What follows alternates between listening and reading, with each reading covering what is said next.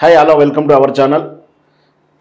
నిన్న నాంపల్లి కోర్టులో జీవిత రాజశేఖర్ పరువు నష్ట దావా కేసులో శిక్ష పడినట్టు వాళ్ళ తర్వాత వెంటనే పై కోర్టుకు వెళ్ళినట్టుగా మనకు తెలుసు. అయితే ఇక్కడ ఏంటంటే పరువు నష్ట దావా ఎవరు వేశారంటే చిరంజీవి బ్లడ్ బ్యాంకు మీద అనుచిత వ్యాఖ్యలు చేశారని, దానివల్ల పరువుకు నష్టం వాటిల్లిందని చిరంజీవి బ్లడ్ బ్యాంక్ తరపున అల్లు అరవింద్ గారు కేసు వేయడం జరిగింది. ఇది కూడా సుమారు 12 సంవత్సరాల క్రితట చేసిన కేసు తాలూకా వివరాలు ఇవి. సో ఇక్కడ యాక్చువల్గా ఏంటంటే ఆ రోజుల్లో జీవిత రాజశేఖర్ గారికిను చిరంజీవి గారికి కొంచెం అభిప్రాయ భేదాలు ఉండే. ఆ రోజు జరిగిన కేసు, కానీ ఈరోజు వాళ్ళు స్నేహపూర్వకంగా ఉన్నారు. అయినా కూడా కేసు ముందుకెళ్ళి శిక్ష పడేంత వరకు వెళ్ళింది. దీనికి గాను దారితీసిన పరిస్థితులు ఏమిటి, వీటి వివరాలన్నీ కూడా మనతో ఉన్నటువంటి ఇమ్మడి రామారావు గారితో పూర్తి వివరాలు అడిగి తెలుసుకుందాం. నమస్కారం సార్. నమస్తే బాబు. సార్, రాజకీయాలలో అభిప్రాయ భేదాలు ఉండవు, సహజం. సినిమా వ్యక్తుల మీద కూడా కొంచెం సినిమా పరిశ్రమలో అభిప్రాయ భేదాలు ఉన్నాయి. అవునవును. ఇక్కడ రాజశేఖర్ గారికిను చిరంజీవి గారికి రెండు అంటే రాజకీయంగా విభేదాలను, సినిమా పరిశ్రమలో విభేదాలు వచ్చాయి, అభిప్రాయ భేదాలు వచ్చాయి. దాని తర్వాత ఆ తర్వాత స్నేహపూర్వకంగా కూడా ఉన్నారు. ఆయన ఇక్కడ గతంలో తాలూకు కేసు అది కంటిన్యూగా అవుతూ మరి వీళ్ళు చూసుకోవడం నిర్లక్ష్యమా, లేదా ఆ కేసులో ఖచ్చితంగా అతనికి శిక్ష పడాలని ఏమైనా వీళ్ళు ఏమైనా మనసులో పెట్టుకొని ఆ కేసును అలా ముందుకు వెళ్ళనిచ్చారా? అసలు ఈ వీటి మీద అటువంటి పూర్తి వివరాలు ఏంటి అసలు? అంటే ఇక్కడ ఇది 2011లో చిరంజీవి గారికి బదులుగా అరవింద్, అంతే కదా, చిరంజీవి వేయమంటేనే కేసు వేస్తారు. ఇక్కడ రాజశేఖరు జీవిత తాలూకు సైకాలజీ ఏమిటంటే, మేము అప్పట్లో మొదట్లో రాజశేఖర్కి చాలా మంచి రెస్పాన్స్ ఉండేది. సినిమాలు కూడా బాగా తలంబరాడు కానీ, ఒక అంకుశం కానీ, ఇట్లాంటి సినిమాలు వచ్చాయంటే చాలా మంచి సినిమా అన్నమాట. రేపటి పౌరులు కానీ, వందే మాతరం కానీ, టీ కృష్ణ గారి పిక్చర్స్ చాలా మంచి పిక్చర్స్ ఉండేమాట అండి. అప్పుడు ఏంటంటే ఇద్దరు వ్యక్తులు ఉన్నారండి ఇండస్ట్రీలో. ఇద్దరు వ్యక్తుల్లో ఒకటి సుమను, రెండు రాజశేఖరు. సుమన్ కూడా అసలు యాక్చువల్గా స్టార్డమ్ నాది కదా, నా స్టార్డమ్ను చూసి వారవలేక నా మీద ఎలాగ చేశారనేటి ఒక అపప్రథ ఆయన తీసుకొని ఆయన కొంత పాపం జలస్ ఫీల్ అయ్యి ఆయన కెరీర్ ఆ విధంగా అంతరించిపోయింది. ఈయనకేంటంటే అందరికంటే తెలివైన వాళ్ళు ఎవరంటే జీవిత రాజశేఖరే. అందరికంటే ముందు తెలుగుదేశం పార్టీకి వెళ్ళిపోయారు, మేము సర్వీస్ చేస్తామని. ఆ తెలుగుదేశం పార్టీ వెళ్ళిపోయింది. తర్వాత మళ్ళీ వైఎస్ రాజశేఖర రెడ్డి గారు కాంగ్రెస్ పార్టీలో ఉంటుండగా జీవిత రాజశేఖర్ వెళ్ళారు. కాంగ్రెస్ పార్టీ అంటే మాకు చాలా ఇష్టం అండి, మాకు స్వాతంత్ర సమర యోధులు మా తాను పూర్వీకులు అని చెప్పుకొని తిరిగారు. అయితే రాజశేఖర రెడ్డి గారి దగ్గర నుంచి లబ్ధి పొందారు వీళ్ళు. ఏ రూపంలో అంటారు అంటే ల్యాండ్ సైట్ ఇవ్వడం, ఇట్లాంటి లబ్ధి పొందారు. ఆ లబ్ధినే కదండి సందర్భం వస్తే చెప్తాను, ఏ లబ్ధి పొందారో చెప్తాను. అది అయిపోయింది. అలాగే వైఎస్ఆర్ కాంగ్రెస్ పార్టీ జగన్మోహన్ రెడ్డి గారికి కూడా ముందుగానే వెళ్ళిన వాళ్ళు వీళ్ళే. అంటే వీళ్ళే తెలివి తక్కువ వాళ్ళు కాదు, తెలివితేటలు ఉన్నాయి, అందరికంటే ముందుగా క్యాచ్ చేసే గుణం ఉంది. అయితే ఎక్కడంటే దురాశలాగా పరిణమిస్తుంది అన్నమాట. ఆ దురాశే ఈరోజు దుఃఖానికి చేటయింది. నిజంగా కూడా కోర్టులో శిక్ష పడ్డంటే మామూలు విషయం కాదు. ఆ కోర్టులో శిక్ష వీళ్ళు పైకోర్టుకి వెళ్తారండి, అవకాశం కూడా ఇచ్చింది కోర్టు, అవకాశం ఇచ్చింది. తర్వాత ఏంటంటే ఇక వీళ్ళు అయినంటే అంతే జుత్తు అందకపోతే కాలు పట్టుకుంటారు, ఎవరైనా అంతే కదా. ఇప్పుడు చిరంజీవి గారు కూడా, ఎందుకంటే ఈ మధ్యకాలంలో ప్రతి తలమాసిన వాడు కూడా మెగాస్టార్ కుటుంబాన్ని ఎసి చూపించిన వాడే. అంటే చిరంజీవి గారిని అంటే మేము పాపులర్ అయిపోతామని ఒక అపోహలో ఉన్నారు చాలా. చిరంజీవి అంటే ఎలా పాపులర్ అయిపోతామని వాళ్ళ ఉద్దేశం అది. ఇప్పుడు శ్రీరాముణ్ణి ఒక మడేలు రజకుడు ఏదో అన్నాడన్నమాట, ఏమిటా నువ్వెంత, నీ బతుకెంత, నీ పిల్లలు ఎక్కడికో వెళ్ళిపోయింది, మళ్ళీ వచ్చింది, ఏరుకోవడానికి నువ్వు కాదు నేను రజకుడిని అన్నాడు. వాడేమో నా చరిత్రలో ఉన్నాడా, కాలగర్భంలో కలిసిపోయాడు. అలాగే చిరంజీవిని ఎత్తి చూపించడం ఏంటంటే అర్థం లేకుండా. చిరంజీవి గారి ఇండస్ట్రీకి వచ్చినప్పుడు కాచి నాకు తెలుసు, చిరంజీవి గారు అంటే గంగాధర్ అనే పబ్లిసిటీ ఆర్టిస్ట్ ఉండేవాడు. గంగాధర అని చెప్పి చాలా సినిమాలు చాలా చిరంజీవి మొట్టమొదటి ఎన్టీ రామారావు గారి దగ్గర ఉండేవాడు కదా. ఆయన పబ్లిసిటీ పిక్చర్స్ కోసం గంగాధర్ ఆ మాట ఈ మాట కూర్చుని చెప్తుండేవాడు అనమాట. చిరంజీవి గారేమో లెటర్ హెడ్ ఉంది కదా, దానికి ఎలా రాశారంటే చి అంటే తెలుగులో చి, RUN అంటే చిరణ్, జీవి అని పెట్టి హనుమంతుడు సంజీవుని మోసుకొస్తున్నట్టుగా బొమ్మ వేయమన్నమాట. ఇవేదో డిఫరెంట్గా చెప్తున్నాడండి. ఇది పైత్యం అనుకోవాలా, తెలివితేటలు అనుకోవాలా, డిఫరెంట్గా తనను తాను ఎక్స్పోజ్ చేసుకోవాలంటే అట్లాంటి కుతూహలంతో ఆయన ఓన్ ప్లానింగ్ అన్నమాట. చిరంజీవి రాసేస్తారండి. C1 RUN రన్, ఆ రన్ అని అక్షరాలు రన్నింగ్ లెటర్స్ ఉండాలి. జీవి టోటల్గా హనుమంతు సంజీవని అన్నమాట. ఏదో ఈ కుర్రాడు గోల్ కొట్టినట్టే ఉందని అనుకున్నారు. తర్వాత చిరంజీవి గురించి ఈ రంగనాథన్ మంచి ఫ్రెండ్ కదా, వింటుంటే ఈ మోచెప్పులు పగిలిపోయినా, మోచెప్పుల్లోంచి బ్లడ్ కారుతున్నా, డ్యాన్స్ చేస్తుండగా కాళ్ళు మడతబడినా, పిక్కలు తిరగబడినా వాళ్ళు కంగారు పడుతుండేవారట. లవ్ అండ్ సింగపూర్ యాక్ట్ చేస్తున్నట్టు. బాబు ఒకరోజు రెస్ట్ తీసుకున్నట్టే ఇదేం కదండి, అదే బ్లడ్ వస్తుంది, బ్లడ్ చిమ్ముతుంది, ఆ బూట్లు కూడా స్వెల్లింగ్ వచ్చేస్తుంది కదంటే ఏమి కాదండి. అంటే ఎంత పట్టుదలతో తన జీవితంలో పైకి వచ్చారండి. తాను ముళ్ళబాట్లో నడుస్తూ మొత్తం ఈరోజు హిందీ ఫీల్డ్లో పృథ్వీరాజ్ కపూర్ ఎటువంటి స్థాయి ఉందో ఈరోజు చిరంజీవికి అంత స్థాయి.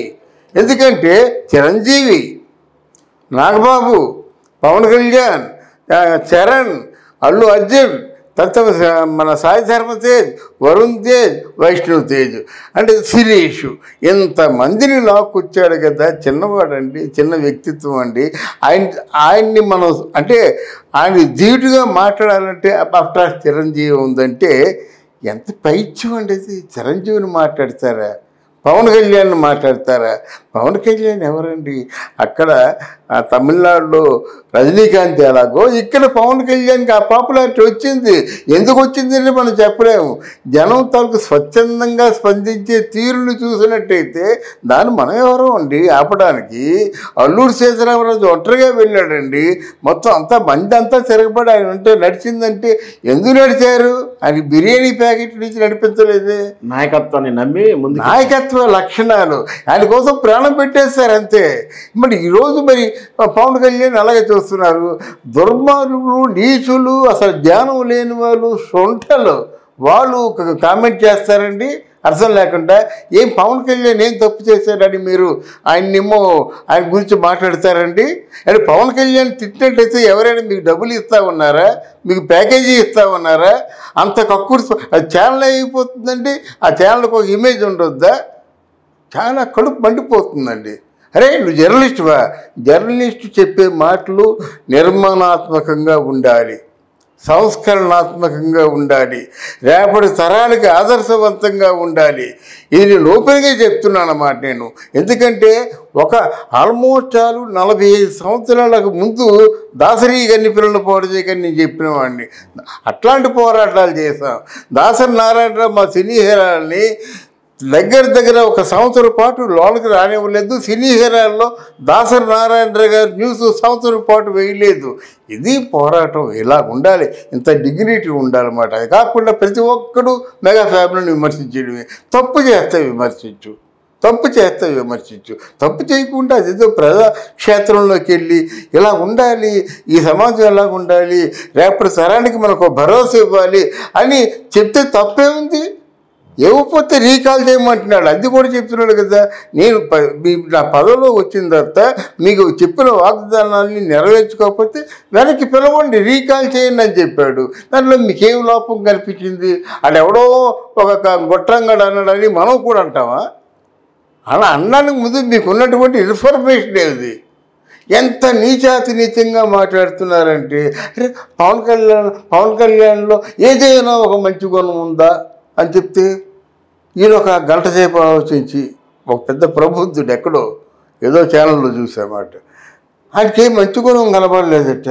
ఊరిని 130 మంది కౌలు రైతులకి వాళ్ళు అంటే ఆత్మహత్య బలిదానాలు చేసుకుంటే వాళ్ళకి ఇళ్ళకు వెళ్ళి 1 లక్ష రూపాయలు చెప్పున అందించి వచ్చినట్టు అది మంచి గుణంలా కనిపిస్తుంది కాదా? నీకు లాటరీలో వచ్చిన డబ్బు ఇవ్వలేదే, నెత్తురోడ్చి చెమటోడ్చి కష్టపడిన డబ్బు ఇచ్చాడు. పేదవాళ్ళు ఉంటే పేదవాళ్ళకి ఆదుకుంటున్నాడు. ఇట్లాంటి వ్యక్తుల్లో మంచి గుణాలు కనిపించలేదని పూర్తిగా తెగ నరుకుదాం అనేటువంటి విమర్శలు, ఇట్లాంటి అంటే బురద పూయడం అది మంచిది కాదండి. ఈ విధంగా వ్యక్తిగతంగా ద్వేషాలు పెట్టుకొని చిరంజీవి కుటుంబాన్ని కానీ పవన్ కళ్యాణ్ కానీ విమర్శిస్తున్నారంటారు. ఆ నేపథ్యంలో జరిగింది అంటారా ఈ రాజశేఖర్ విమర్శ కూడా? అది రాజశేఖర్ గారి విమర్శ ఏంటంటే ఆయన్ని క్రిటిసైజ్ చేసినట్టు తను ఫోకస్ అవుతారనే ఒక ఆలోచన అండి. ఈయన ఒక పక్క నుంచి క్రిటిసైజ్ చేసి నేను అక్కడికే వస్తున్నాను. నేను అది ఆ ఆవేశాన్ని ఆపుకోలేక ఇలాగ తెగర్తలు వస్తున్నాయి, దీని వెనక ఎంత కుట్ర ఉందో బయట పెట్టడం కోసం నేను మాట్లాడుతున్నాను అన్నమాట. ఈయన ఒక పక్క నుంచి చిరంజీవి గారిని తిడతాడు, నువ్వు మెగాచారవి, నువ్వు రెమ్యునరేషన్ తీసుకుంటున్నావు ఏదో చెప్తుంటాడు. ఆవిడ ఒక పక్క నుంచి మా ఆయన చిన్నపిల్లలు లాంటి వాడు, మా ఆయనకి అభంశుభం తెలీదు, క్షమించండి అన్నయ్య అంటది. ఇది ఎక్కడ తెలియచేట్లండి? పైగా వాళ్ళ కూతురికి డాక్టర్ సీట్ కోసం వ్యక్తిగతంగా వెళ్తే చిరంజీవి గారు సహాయం చేశారని కూడా గొప్పగా చెప్పారు వాళ్ళు. చెప్తారు అంటే అప్పటికే మంచివాడైపోతాడా, అప్పటికే చెడ్డవాడైపోతాడా? అందువలన ఇట్లాంటి డబుల్ టంగర్స్ ఖచ్చితంగా శిక్ష పడాలండి. అది చిరంజీవి శిక్ష వేస్తాడా? వేయడు. అది ఆయనలో ఉన్న లోపం. తీరా వెళ్ళిన తర్వాత ఇద్దరు ఆడపిల్లలతో ఉన్నానయ్యా, ఇద్దరు ఆడపిల్లలు కూడా పైకి రాలేకపోతున్నారు కదా, మాకు ఉన్న ఇల్లు కాస్త అమ్మేసుకున్నాం, ఆ ఇల్లు కూడా ఎవరు కొన్నారు? ఉపాసన కొన్నది 200 కోట్లకి. అందువలన మాకేమీ లేదు, నిలువు నేళ్ళకంటే ఉంది. ఇప్పుడులో మీరు ఏదైనా కేసులు గీసులు జైలు అంటే పూర్తిగా మేము ఇంకా ఎవరితో చెప్పుకుంటాము? మరి మాకు ఏదైనా కష్టం వస్తే అయ్యా అన్నయ్య అంటూ మీ దగ్గరికి వస్తాం. మీరే ఒక అడిగేసినట్టు మీకు ఎవరి దగ్గరికి వెళ్తామని ఇట్లాంటి నీతి వాక్యాలన్నీ మాట్లాడడం ఆ రాజశేఖర్కి తెలుసు, జీవితకి తెలుసు. అంటే దీనికి ఎక్కడో అక్కడ చెక్కు పెట్టాలండి. చెక్కు పెట్టకపోతే ఏమవుతుందంటే సహాయం చేసే చేతిని నరక్కూడదండి. ఎందుకంటే చల్లగా ఉండాలని మనం కోరుకోవాలి. దాసనాథ్ తర్వాత పెద్ద దిక్కు అంటే అందరి వేళ్ళు కూడా చిరంజీవిని చూపిస్తున్నాయి. అవును, ఇప్పుడు అలాంటి చిరంజీవి గారికి అందరికి సహాయం చేస్తానికి సిద్ధంగా. మీకు నాకు తెలిసి ఇంకో మాట చెప్తా, దాసరి నారాయణ గారితో పోల్చవలసిన అవసరం లేదండి. ఆయన పెద్ద మనిషి అనుకోండి. ఇక అలా కాదు. ఇప్పుడు తమ్మారెడ్డి భరద్వాజ అనే వ్యక్తి తెలుగులో కొంచెం నలుగురు తాలూకు యోగక్షేమాన్ని తెలుసుకునేవాడే కదా, పెద్ద మనిషే కదా. ఆయన ఏమన్నాడు, చిరంజీవి గారి ఇంట్లో రోజుకు కనీసం 5 లక్షల రూపాయలైనా బయటికి వెళ్ళకుండా ఉండదు. ఎవరైనా ఎవరో ఊరు వస్తారు, అయ్యా ఇట్లాంటి ఆపద ఉందంటే కనీసం 5 లక్షలైనా ఇస్తారాయన. అంటే ఏమిటి? ఆపదంటే అన్నా అంటే ఆదుకుంటారు. ఎవరు ఆదుకున్నారండి కరోనా టైంలో? ఎవరు ఆదుకున్నారండి? ఫ్యామిలీకి రేషన్ పంపించారు. ఎవరండి ఆక్సిజన్ ప్లాంట్ పంపించారు? ఎవరండి బ్లడ్ పంపించారు? అట్లాంటి వ్యక్తుల మీద మీరు అంటే ఏమని నిందలు వేశారు తెలిసినండి.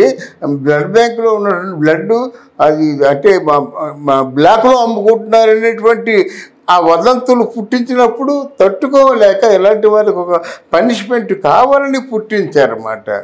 అందువల్ల తప్పకుండా పనిష్మెంట్ అనుభవించాలి. పైకోర్టుకి వెళ్తారు. పైకోర్టుకి వెళ్ళిన నిజం అబద్ధం అవ్వదు కదండి. ఏమైనా వీళ్ళు క్షమించితేనో వీళ్ళ దయతో వదిలితేనే కేసు, లేకపోతే అంతే కదా, దానికి తగిన పనిష్మెంట్ కూడా ఉంటుందంట. అవును.